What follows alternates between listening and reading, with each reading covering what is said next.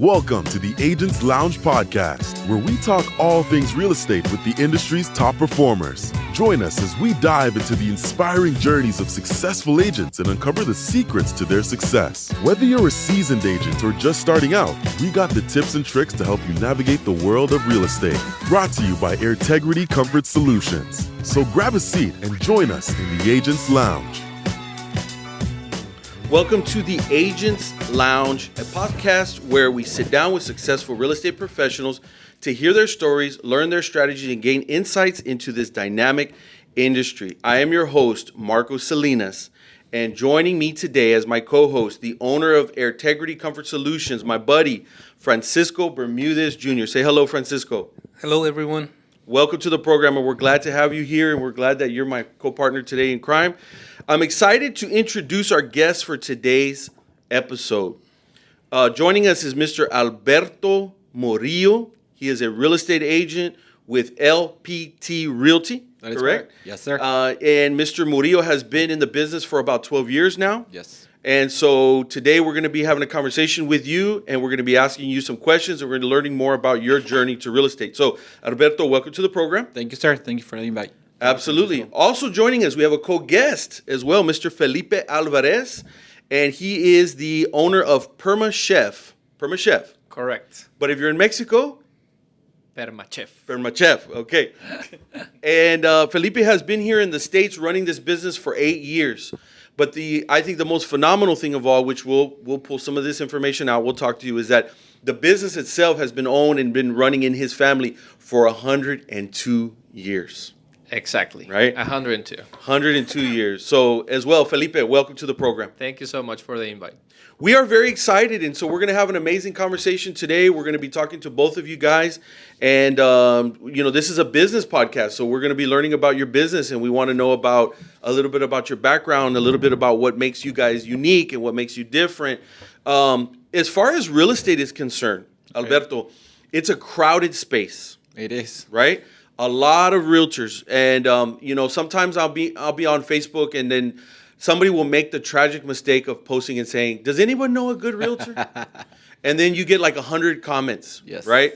So there's no shortage of real estate agents out there, right? But here's the crazy thing: when you look at the statistics, though, the majority of them are doing this very much part-time. Correct. Right? There's only a very small percentage that are really, really running this as a full-time business. Correct. That are really making and earning a living. And now more than ever, it's challenging, yes. Right? So there were a lot of realtors that were just like, man, if you went like this, okay, we got a house for you, in 2020, right? True. Do you have a post? Let's do this. Okay. Yes. But that's not the game anymore, right? That's not where we're at. So before we dive into all that, I like to give our guests the opportunity to give us kind of what I would call like a little bit of an elevator pitch. Okay. Can you give us maybe like a 30-second about just kind of expand on what I was saying? You work for this company, you've been around this long, and what you kind of feel like is maybe let's call it your unique selling proposition. Sure. Who do you kind of specialize in working with, that kind of thing? Give us maybe a 30-second to a minute of that. Sure. Okay, so I started, like you said, 12 years ago, and whenever I started, I was running coffee shops. I was my entrepreneur side kicked in, and so I had a couple of restaurants, and also I have a telecom background. So I was doing also telecom assistant a company in the Netherlands. While they were sleeping, I was running the business over here. Yes, I was their network operation. Whenever they were sleeping, I was doing their networking support, level 2. Okay. I had the coffee shops, and then that's whenever I got my real estate license. Okay. As a extra income, like you said, I believe probably 80-90% of the people, that's how they started. Part-timers kind of. Sure. Because even though you pass your exam, that means nothing. It's still learning curve is high and steep. So I've done it for 12 years, but in the last 5-6 years, a really good friend of mine, partner in crime, they asked me, "Hey, I want to flip a property." I was like, "Okay, let me educate it. I'll get back to you." Long story short, we've done 60 plus flips here in San Antonio. Wow. And built a couple homes here in San Antonio. And we learned, we bled. We've done a lot of mistakes. We lost a lot of money too and made some money too. So of course. I believe that's my unique specialty. Sure. Not only, I don't like the investor friendly. I'm consider also myself an investor. We were able through acquiring properties and rehabbing them. We were able to now keep a couple of properties through a strategy called BRRR, which is buy, rehab, rent, and then refi. Oh, so, nice. So through what I believe, and the reason I'm really committed to this is. Sure. I believe the age of the real estate agent that is doing it full time is around 45 to 55 years old. Okay. And I believe I'm 45, and I believe that I don't want to be doing this type of rodeo, competing with 25,000 realtors here in San Antonio. So I decided to deep dive and create and use real estate to to build my retirement. That's what it comes down to. Okay, got it. So you've been able to also, as you're helping others to do flips and things like that, you're also working on your own stuff. Correct. You're also building your own portfolio. That is correct, so to speak. So you're practicing what you preach. Yes, sir. As well. Yes. I like that. Very cool stuff. Okay, let's pause right there. Okay. And let's switch over here to Felipe. Okay.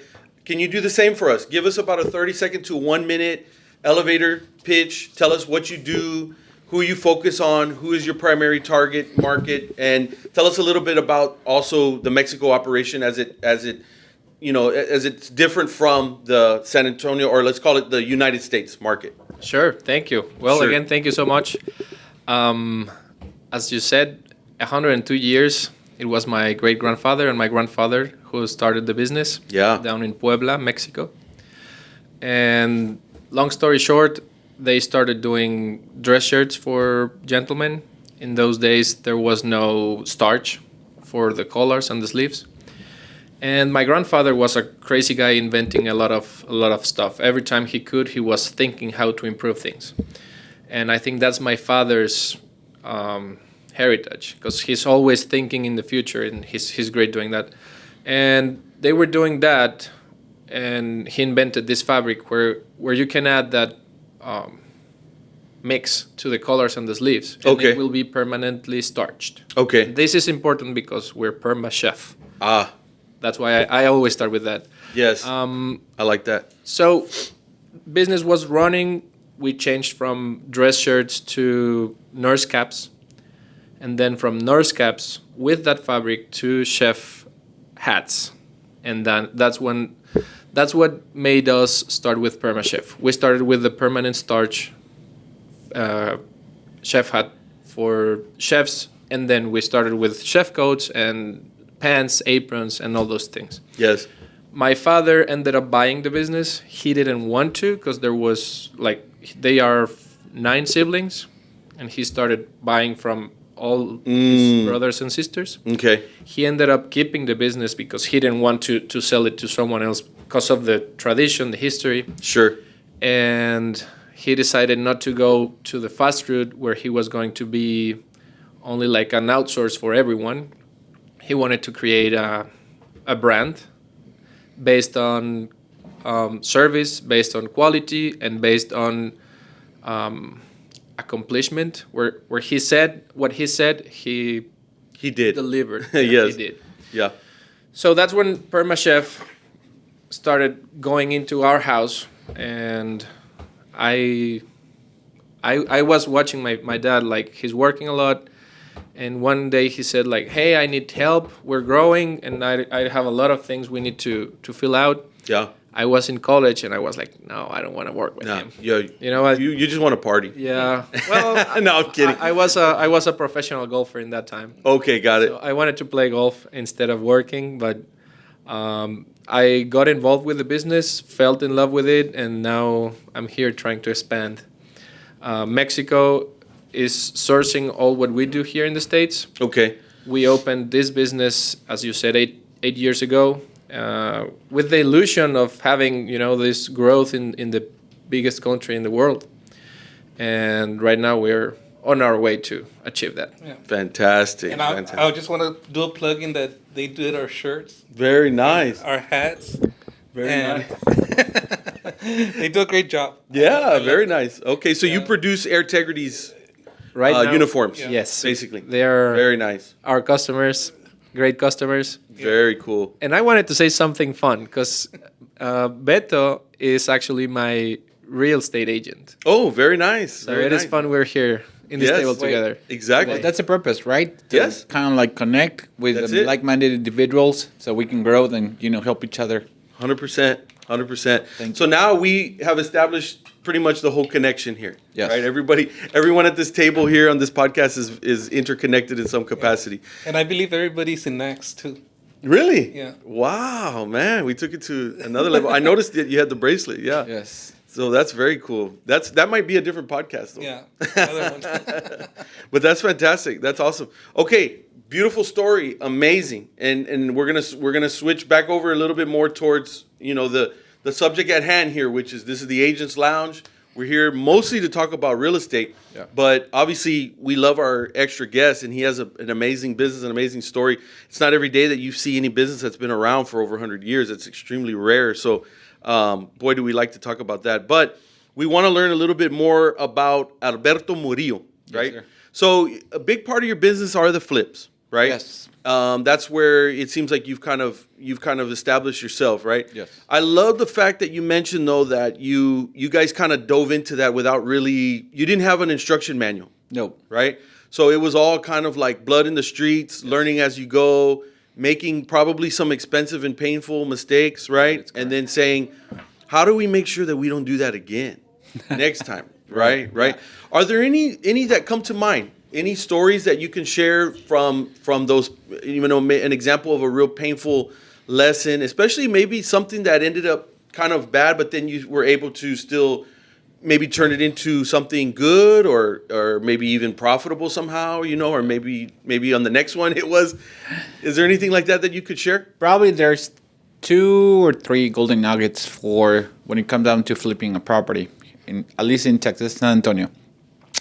The first one, I can literally put in an Excel spreadsheet and calculate excellent return on investment, right? How we're going to sell it, for how much we need to maximum purchase price, taxes, everything can literally be put in an Excel spreadsheet.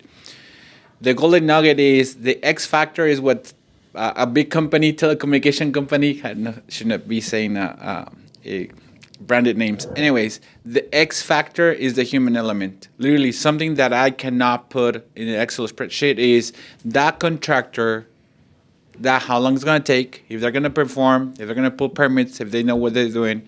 So that babysitting, that experience that you've been getting through different contractors is the one that it will be really, really difficult. So you're about to, or probably you're relating whatever I'm saying is that ex-human element, which is the human element, it sucks. Yes. But I guess applies to any industry. Restaurant industry applies to, and all the other industries. And then the second one is whenever I say location does matter, in my specific world, which is the investing, the company where I lost most of my money, it was not because I didn't purchase right, not because I didn't acquire the right funds, not because it was not a good deal in the Excel spreadsheet. It was because it was in front of an elementary school. I could not sell that property, even though it was well priced. It was a beautiful flip, even modern European cabinets. Interesting. The whole 9 yards in that flip. Great location, which is West Avenue in Blanco, a little outside, really close to Castle Hills. Yes. I could not get an offer because literally buyers will drive up, will see the elementary school, and they will say, nah, I don't want to be in front of the school. It was crazy. It was a home run for us. It didn't, and we lost more than $25,000. So that will be the second one. Yeah. Location doesn't matter. Yesterday, somebody pitched me, sent me a property. Literally, I saw the property, the backyard of the property. It was the ramp of 35 and 281. Okay. I was like, nope. Maybe if I will hold it, maybe if I put a renter in there. But as far as, you need to walk through the buyer's shoes and see the emotional part of that process. So that will be the third golden nugget, I guess. Yeah. If you're going to flip, you have to see also the intangibles, I believe it's called. Yeah. Right? Whenever what the buyers put these shoes on and see what they feel, the neighbor, whatever it is, because it's not about the Excel spreadsheet, it's about the human element. Sure. That makes a lot of sense. Alberto, is there ever a market not for flipping? Or is there always an opportunity to flip, whether the market is booming or whether the market is a little bit tight like it is right now? In my opinion, there's always an opportunity to do it.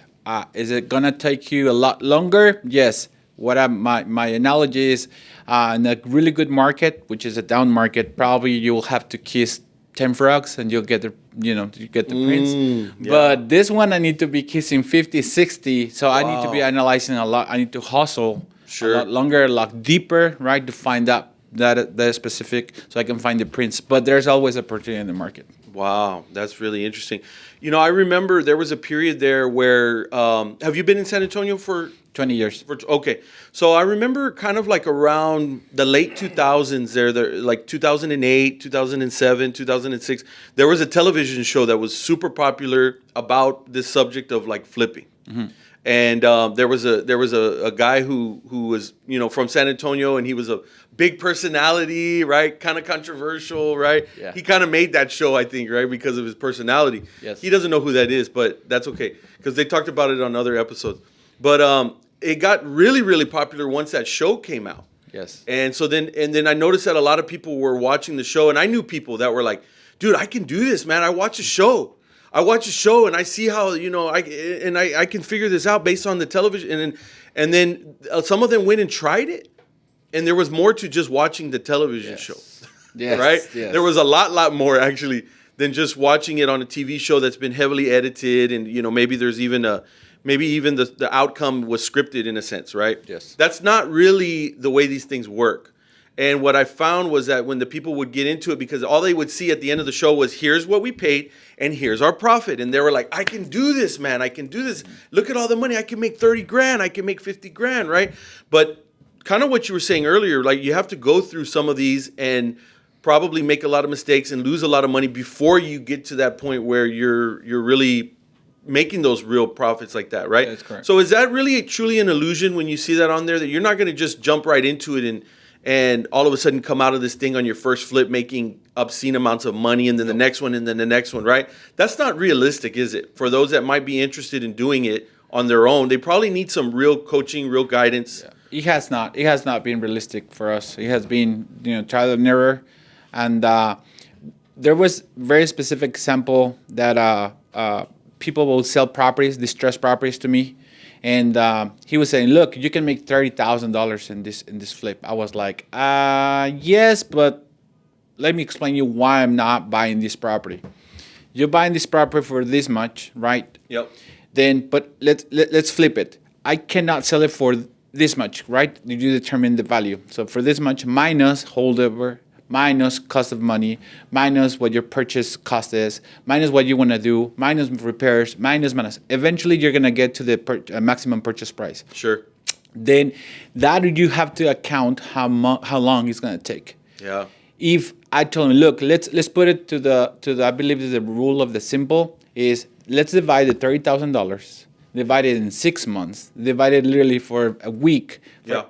It will be a lot easier for me to get a job over there at $15 an hour. Yes. Than me making $30,000. Literally, whenever you go to the nitty gritty, it doesn't make sense. And yes, a lot of people will think $30,000, that would be amazing. Not necessarily. So that's whatever I meant to say. What I called underwriting is important. You put your numbers because you make money when you buy. Sure. And that's like, heaven forbid if you were also doing like a hard money loan or something, right? Because a lot of these flips use hard money loans. Yes. Can you explain real briefly what a hard money loan is? Pretty much, it is the private lending. You won't go through traditional financing. It will be private lending. And this pool of investors, or sometimes it's just one, which I have private lender too, they will risk their money, but knowing that you're buying the property 50 cents to the dollar. That means that if the property is worth $1, you're buying at 50 cents, right? So the risk is minimum. Yes. Yes, they will charge you a lot more interest because they know that you're going to turn around and sell that house for a profit. Yes. So again, that's pretty much in essence what a private lender, a hard money lender is. You're going to pay a lot of higher interest rates, high interest, right? So, yes. High risk, 12, high interest. Correct. Yes. Yeah, but for me, in my experience, it has not been the cost of money, it's the availability of money for me to make it the right decision. So, yes, if it's 18% interest rate within 6 months, just put it in an Excel spreadsheet. Sure. And if it's not within your return on investment, then don't buy it. Sure. So the cost of money, in my opinion, yes, it's better to find cheaper money. Sure. Absolutely. Sure. But at the end, it's just cost of doing business. Yeah. Now, what happens if you default on a hard money loan? What happens to the house that you're working on? It's like a regular bank. They will foreclose on you. They'll take the property away from you. They get to take the house. Yes. The hard money lender Yes. does. Yeah. Yes. Yeah. Here in Texas, we have a deed state. Yes. So you pretty much are giving them a deed of trust or a mechanic's lien or a vendor's lien with the power for them to take the property from you. Sure. So before you take on a hard money loan, you better make sure that you're working with something where you have a very high likelihood to get this thing sold and out of your hands within a reasonable time frame. Yeah. Right? The second other mistake is whenever I said the human element about contractors, but also repairs, a lot of people will say, "No, you can do this with $20,000." Yeah. You know better. So you better assess your risk on repairs. And one and two that has been lately really well noted is the city of San Antonio in the last 5 years, they created something that's called the strike team. And the strike team is a really elite force of individuals that are inspectors. They're hunting down people that are repairing the properties without pulling permits. Oh, I see. So that will be another good conversation where the city and everybody's trying to flip, but they don't do it right? Lawsuits. Government intervention. Oh, yeah. In some way, yeah. In a way, it's good, but in a way, it has been really difficult. Of course, yeah. No, the government's going to always be like, we got to get our cut, man. We're going to get paid first before you, right? That's just the way the government always works with any business, right? They're always trying to kind of like, they have good intention, but a lot of times it ends up making things just more difficult for the business owner. But that's just, it's the way it is. You have to accept it, and you have to say, well, we're going to have to factor this into the equation as part of this whole entire process. We're going to try to circumvent the government and go around them. It'll probably come back to bite you later. Yeah, probably, that's right? correct. Yeah. There was Not a little worth it. quick story where Please, yes. we got a plumber. That plumber, we added the washer and dryer connections. We pulled the permit. Everything was fine. The city inspector come in and declined inspection. We were like, nope, failed it. We were like, why? Because you didn't use the right glue. We were like, what do you mean? The plumber used the yellow, and that's for hot water. Yeah. You should be using the blue. Like you just said, literally, I want to flip. I can do this. No, you can't without the right people, with the right contractors, with the right companies, like Integrity, with like PermaChef, with that much experience. It's going to be a really, really stiff curve. Golly, man. And it's real easy to find people at Home Depot that'll say, hey, I can put flooring, I can do electrical, I can do HVAC. And then they show up to the job site without a ladder or on flip-flops and can't do it. And then it ends up costing the investors a lot I can more do money. it cheaper. Oh, yeah. And what happens if you say, you know what, I'm not going to call Integrity this time. I'm going to call my brother-in-law's friend. And he comes over, and because he's got such a great deal, and he's going to save you all this money, and then he injures himself on the property or something like that, right? You know, do those type of situations happen? Do things like that happen? And Yes, can sir. that really cost you big in the long run? Yes. Lawsuits. I went through a couple of lawsuits, and not necessarily that topic, but Sure. at the end, everything. This country is based on suing the other party. Right. So, We're in a litigious society. really Very litigious much. society. Yeah. But a quick topic is, if you're going to flip a property, you need to understand that whatever you do with that property, you're liable and you're responsible for it. Yeah. And a new homeowner is going to live there. So whatever you do and you cut corners or you don't know the right code or you don't put the right, they're going to sue you. Sure. Right? Because you're supposed to know, and not everybody can flip a property. So, Alberto, I have a question for you. Somebody out there that's looking to invest, what's usually the best way to get started? Or how would you help them? I believe is find a mentor. Find a mentor. Honestly, if you want to know something, either you don't have internet or you don't want to. So that's where you start. But at the end, the mentor, somebody is like, oh, watch out for this, watch out for that. Is what something that's not teachable or not. People are not sharing on social media. So, in my opinion, find a mentor. Find somebody that has done it many times before you, and give them a good cut of the action. Make it worth their while. So, some people, I'm open book. Some people will reach out to me and, I'll spill the beans, even though I shouldn't. But that's who I am, right? Sure. But some other people, we'll charge you. And you just like anything else, go compare, review, trial and error. And do you have any favorite hobby or favorite restaurant that maybe somebody can bribe you with to right? to get some extra? That would be great. Well, of course, I'm from Mexico, born and raised in Cuernavaca, and we just said about that you paid Mexicans with tacos and beer, so I'm always with food, and you bribe me with that. That's for sure.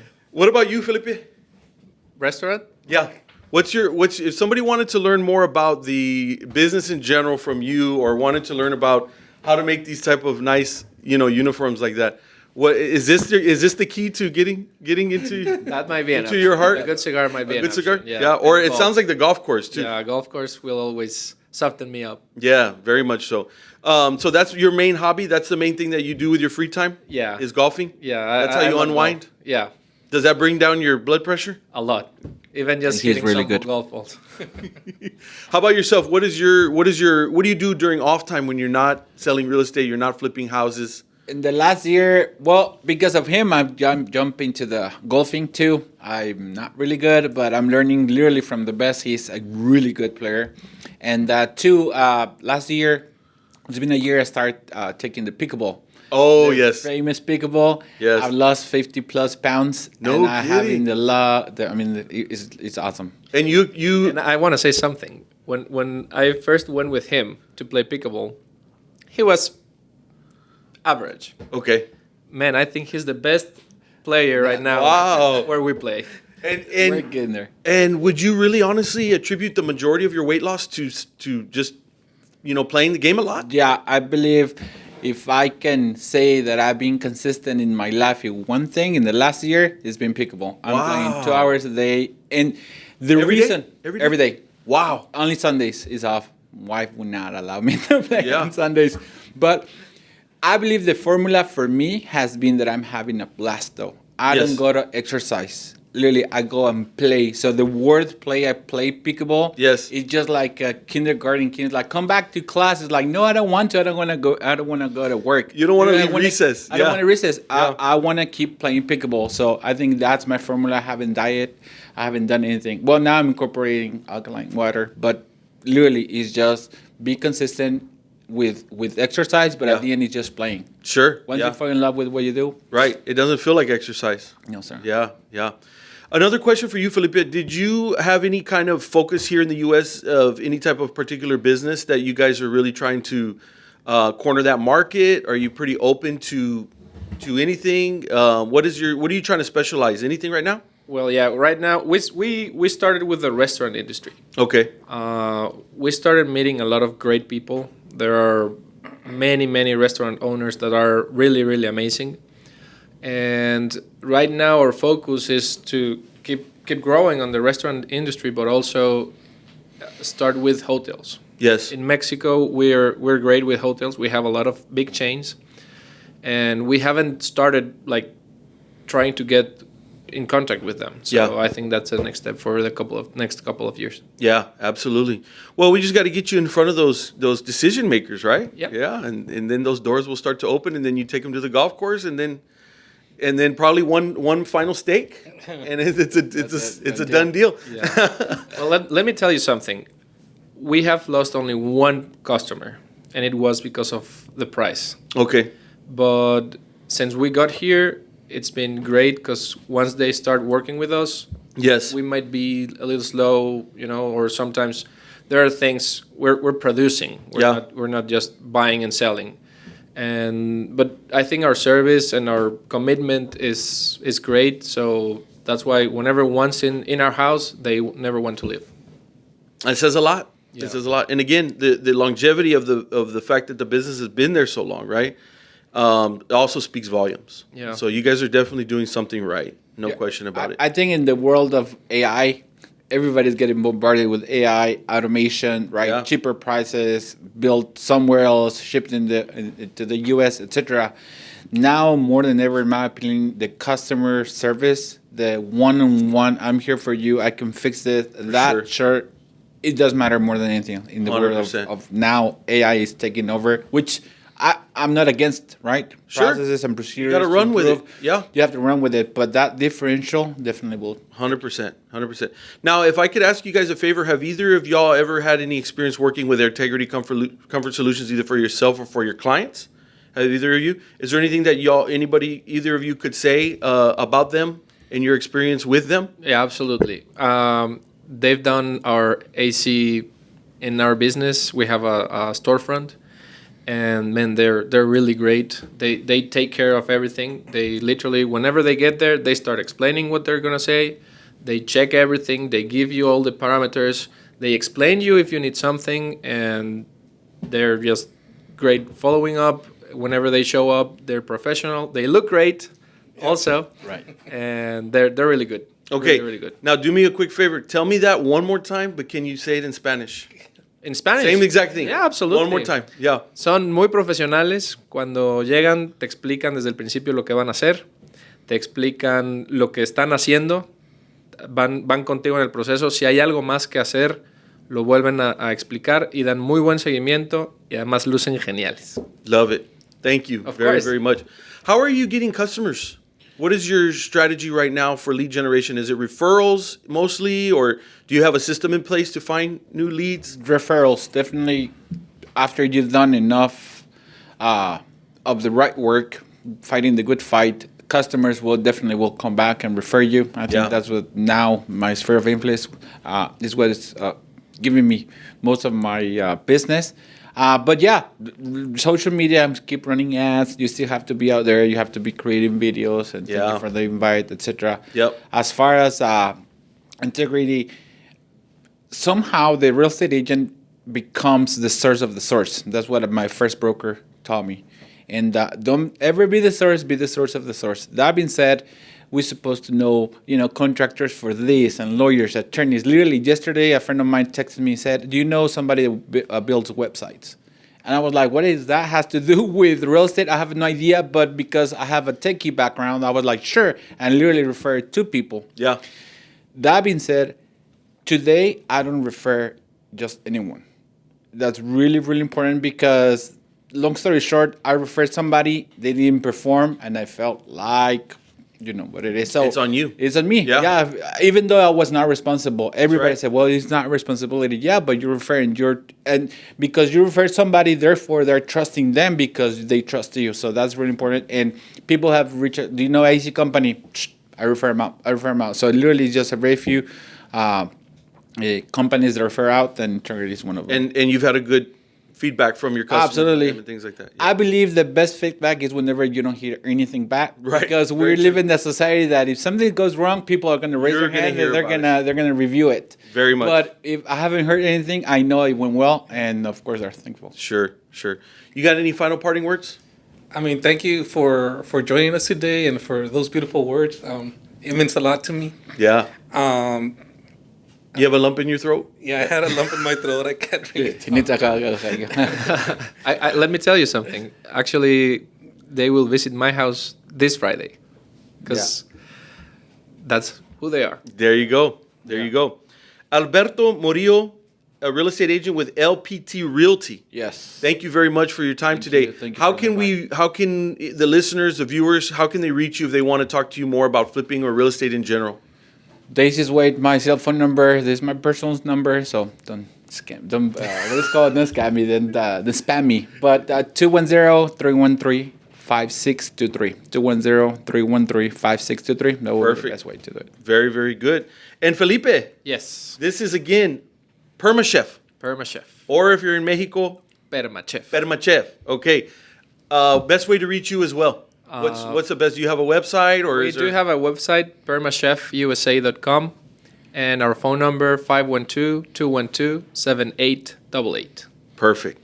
Thank you as well. Thank you for being so a much. visitor. It's been a pleasure talking with both of you. Thank you. And great conversation. I learned a lot already here in just this short little 30-minute conversation, and I hope it was fun for you guys as well. It was. Really fun, and thank you so much. Thank you, Francisco. So on behalf of Integrity Comfort Solutions, the show sponsor in the Agents Lounge, that does it, guys, for another episode, and we will catch you here next time.